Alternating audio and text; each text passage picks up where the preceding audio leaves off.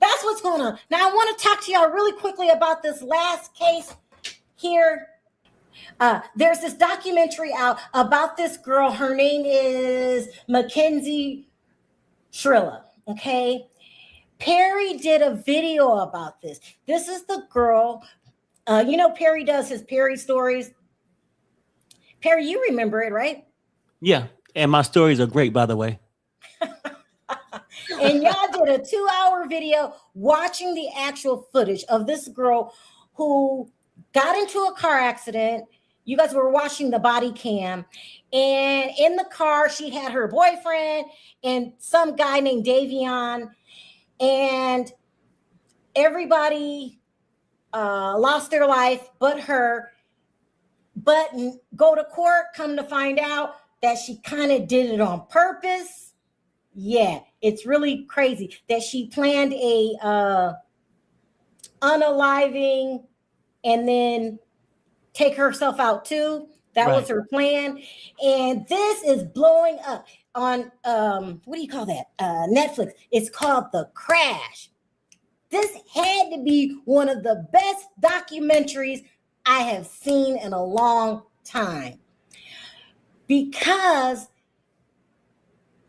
you got to see a different side of her, and she wasn't remorseful at all. She kind of looked at the attention that she was getting, almost like she was famous, and like, oh my God, I can't believe that. So I had this little clip that I wanted to show you guys. Perry, what do you haven't seen? So let me show you the clip, and you can tell me what you think about these things. But this is a story that you've got to do again, okay? Because she ultimately got convicted and got a life sentence. They found her guilty. Right. But she has a possibility of parole. So after this film, people are finding text messages that she wrote. She's a narcissist. Let me put it that way. She's a narcissist, and her mother's a narcissist. I don't know if narcissism is something that can get handed down, but the mom, and y'all see in this clip, and Perry, you can tell me to stop whenever you want to. The clip is 15 minutes. I don't know if I'll play the whole clip. Just explaining what happened and what the documentary was about. When the policeman says, you know, there's a problem, this happened and there's an unaliving, she never asked the mom, who is the queen narcissist. She's queen narcissist. Well, who were the other people? Or I feel bad that these other people, you know, nothing. It was all about her daughter. And then they started plotting with what they were going to say to the media, how to come across, make sure you cry on this. Like, rehearsed it, yeah. Crazy. So let me play this clip. Perry, tell me to stop whenever, because you actually played the body cam in its entirety. This is just what the documentary is about.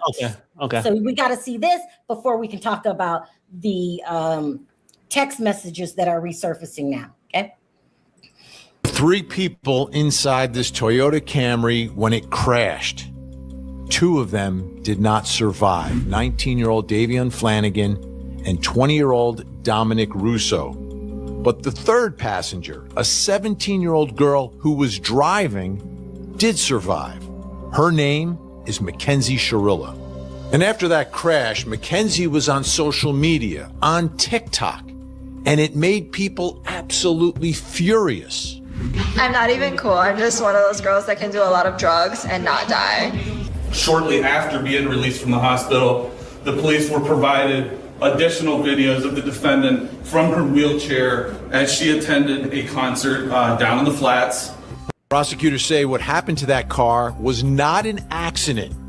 Mackenzie drove the Camry 100 miles per hour into a wall because she was fighting with Dominic, her boyfriend.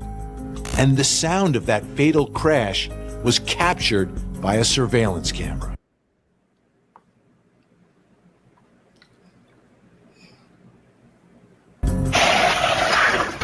There's a car that smashed up against the building. I didn't go up to it because I was on my motorcycle.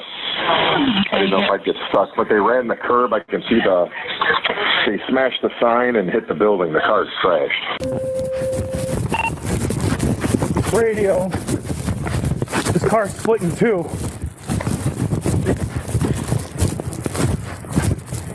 Radio, there's an occupant inside. Send us a squad now. We gotta bust the window out. Send us some more units. Any more units to progress now, Anita? Now! What are we doing? 31's one up. 60 on Westwood, on the 3 on Alameda. This is not a fresh accident either. She's been here for a while.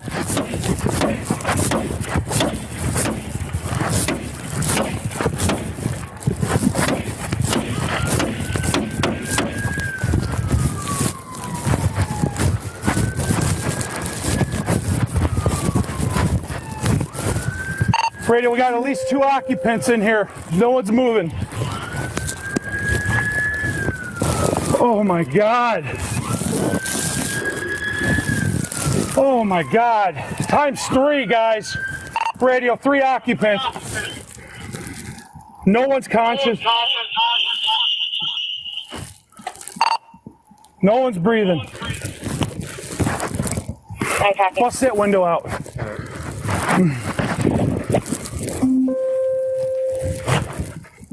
Rookie.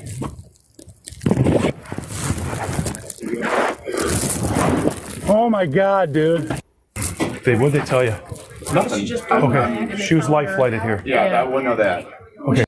So this is, they rushed her, they what do you call it when you get on a helicopter? They life flighted her. I don't know if that's the correct word, to the hospital. And this is the first time that her parents is hearing what's going on. And that's the mother.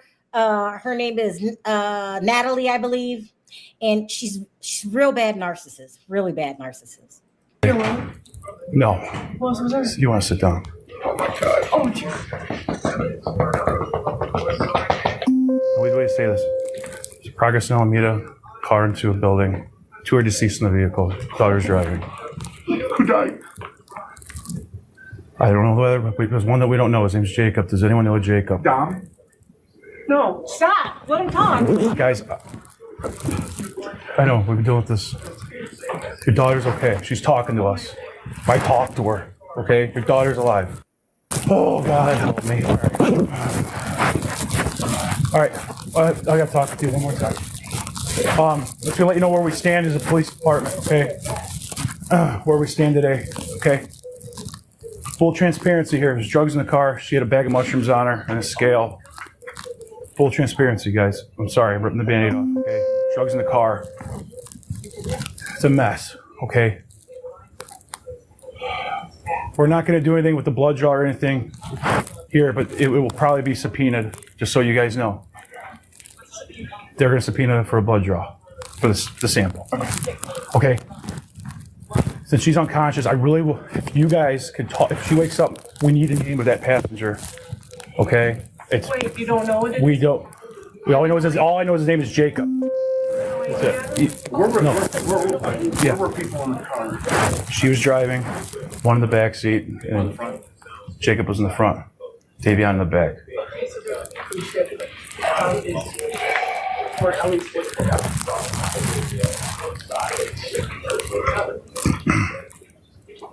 You're the parent.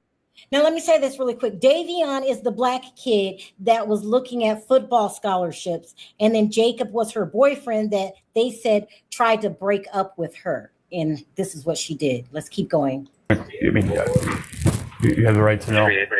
This is serious. And me and him were the first ones on scene to discover. She was awake, but not awake, so she was like that. In and out of consciousness. She had been fully extracted from the vehicle. IFD. I know she has a severe leg injury. But like I said, she was speaking. She was speaking, okay? And she had her seatbelt on. Yes. We had to cut it off to get her out. Stop. Yeah, that probably saved her life. 100% saved her life. She had a seatbelt up. Oh. I don't believe the others did. my God. Oh my God. She got it out. It was at Progress in Alameda. Like I said, they hit a building at a very high speed. She had it on She did her? not hit another vehicle. The girls were on her, or like on her person, or just on her? Or did somebody else's? Because if you, that she. What does that mean? They were Pockets. Yeah. That's the least your worries at this point, guys. Oh yeah. All right. Well, I'm just trying to gather information. I'm an information gatherer. Yes. I'm just giving you what I know. Okay. Like before, you lied. You lied and said you would never lock me out of the house again. That is why we got back together last time we broke up. But I forgot. So someone just said they just watched this. I believe right now we're listening to a conversation between her and Jacob. You broke up with me earlier. Because you were. You broke up with me earlier. You really broke up with me earlier. This is your last chance to open the door, or you are not coming out of this house all night, because I will not leave. Going back. And they found this on his phone, okay?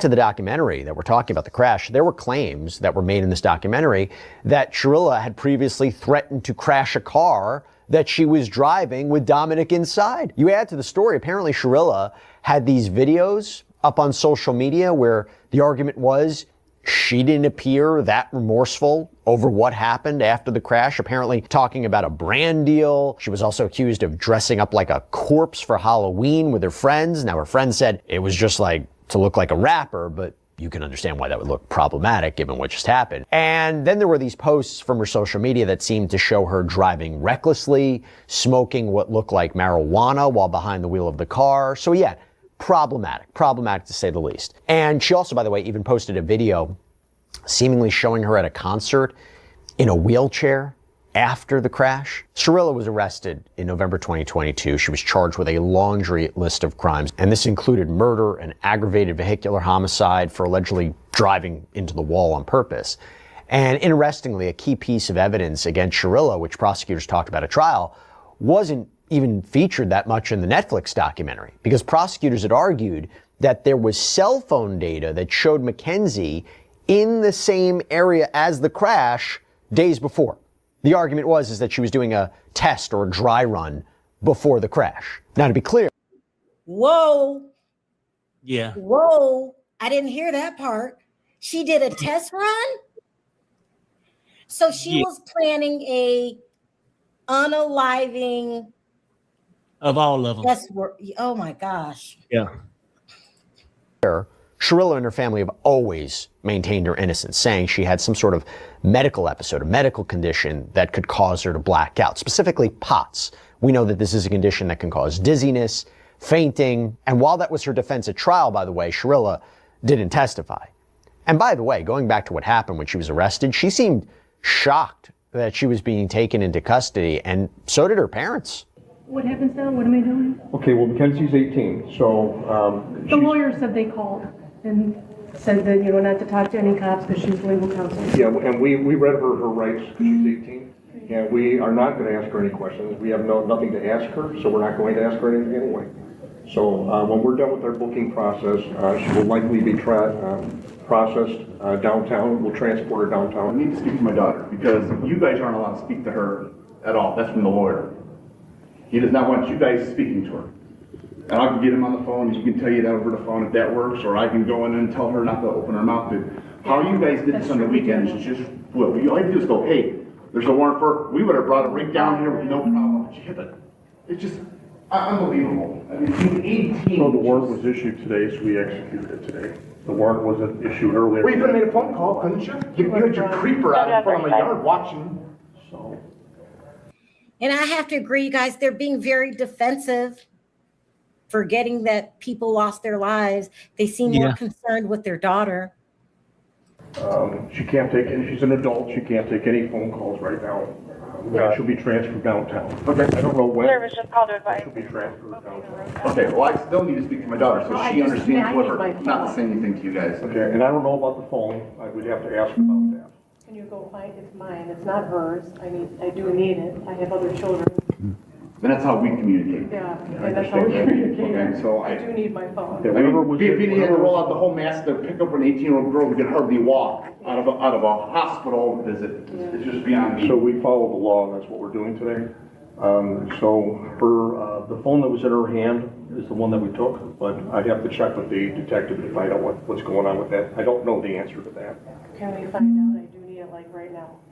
Okay, let me at least I have ask. another child. No, I get it.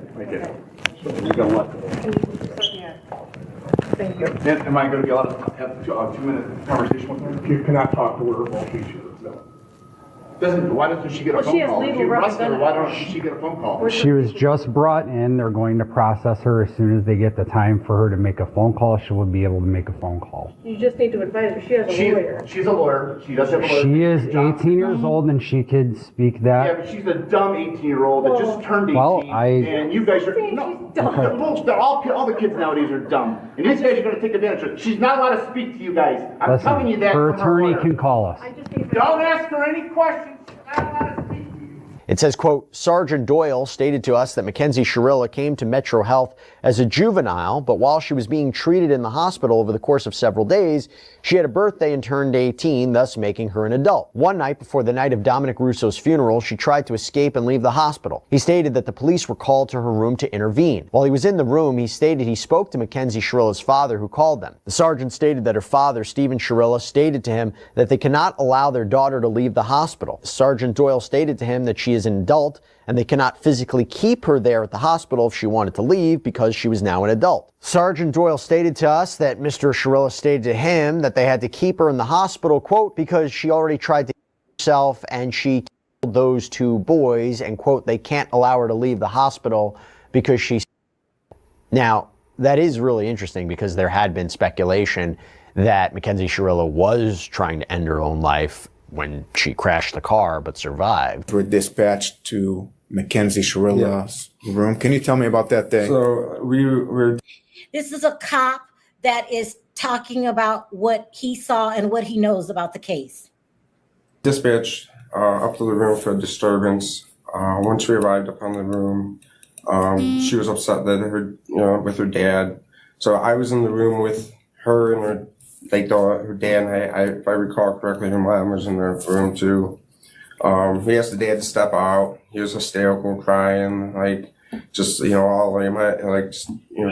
all upset about his daughter, and so then we're trying to calm him down, and he's like, you guys probably know who I am, and you probably saw it all on the news and stuff like that.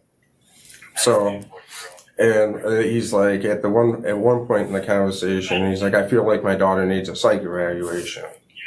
And he's like, because she's not, thinking clearly, and blah, blah, blah, blah.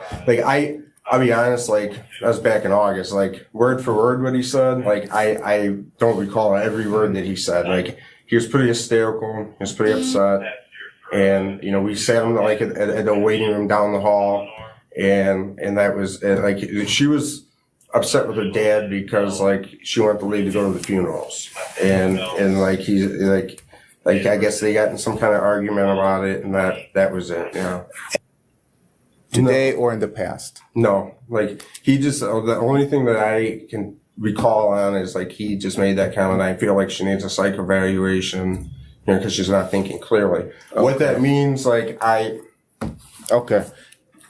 Yeah. So it's open for interpretation, basically. Mm-hmm. He did not kind of go on to explain. And I said, did you guys ever charge that, charge out that, female yet from that crash? And he said, and the one guy's like, no, not yet. Saying hey, it's coming soon. So I said, yeah, we had a little interaction with the dad. I said, and I pretty much told them the same thing I told you. But at the end of it, I said, I'm like, oh, I said, I heard that she intentionally did it. Meaning, I heard that she intentionally did it through another law enforcement source. Gotcha. So. Okay. So, at no point was it that you heard it from Shirilla's dad? No. Okay. Can I ask who you heard it from? I was at a party and like there was a bunch of cops there, and it was like a third party. Okay. Was it SPD officers? No, it was the other officer that knew. It was a kind of like third party. Third party, so just cops chopping it up. Yeah. Okay.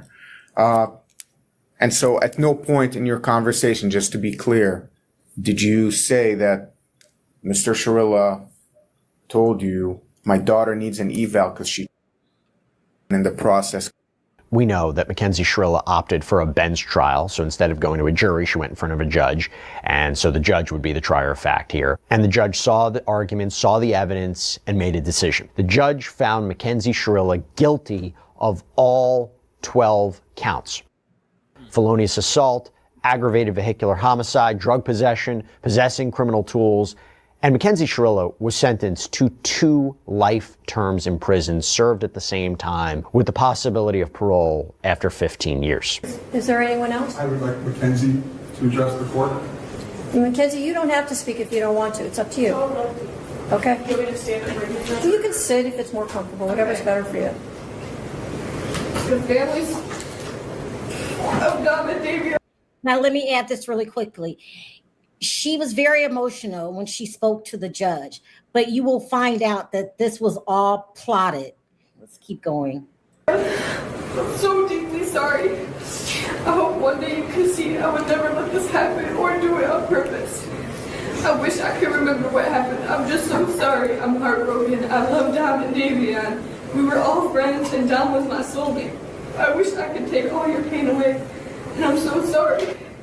And to my family, thank you for the support and all the love you guys give. Thank you for fighting with me. I love you all so much. All right, I'm done. Thank you. Thank you. She would never, ever.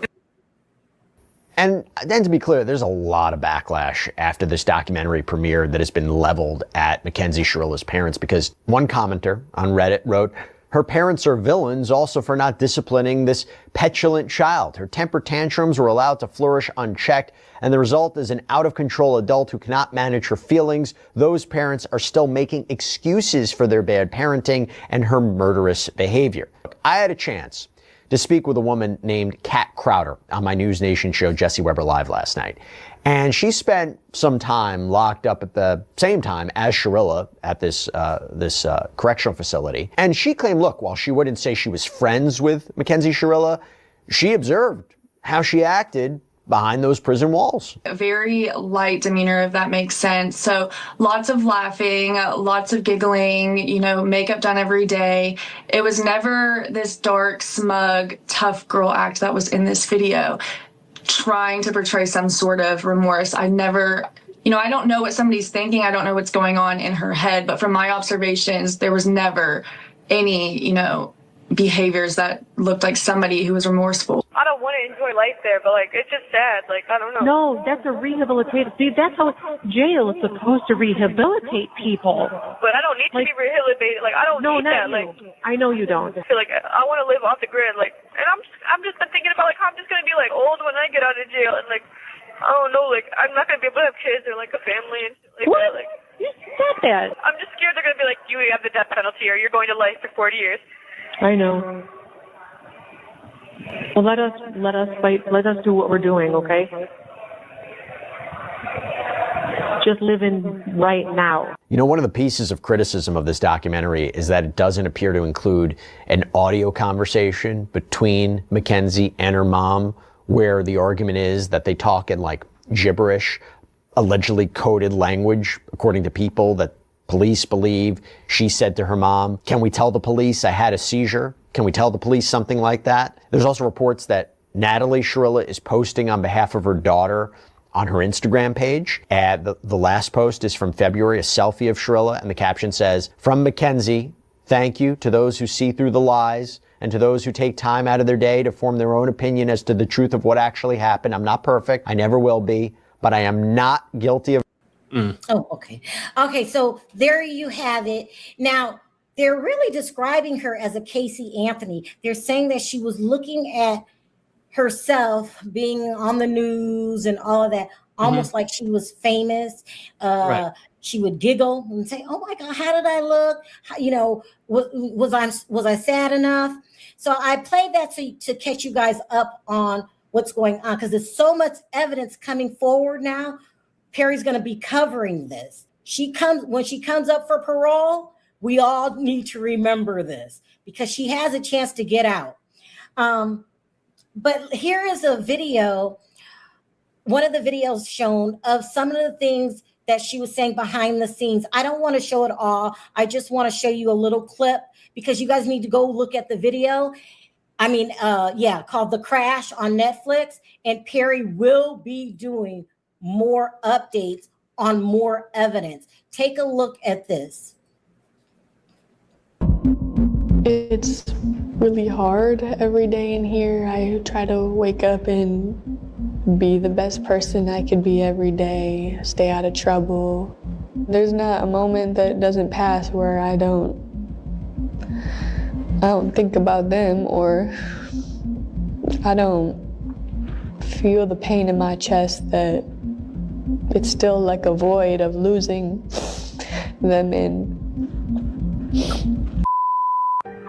I'm about to ask for a private call. Do you think they're going to give me more than like 40 years? Because I'm thinking yes. I think I'm getting life in prison. That's what I'm prepared for that. That's what I'm prepared for.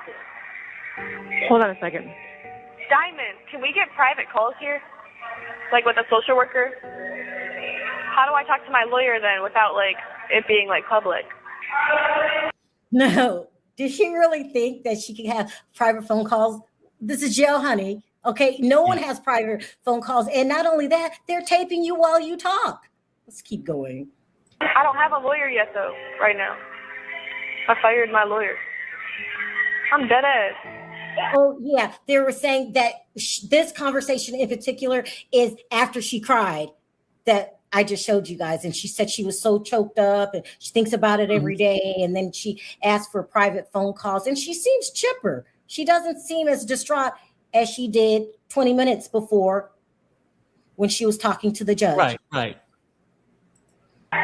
Mackenzie, it's not that you fired him. He's done. We fucking fired him. I don't give a fuck. He's fired. He's fired. No, he blew me bad as fuck.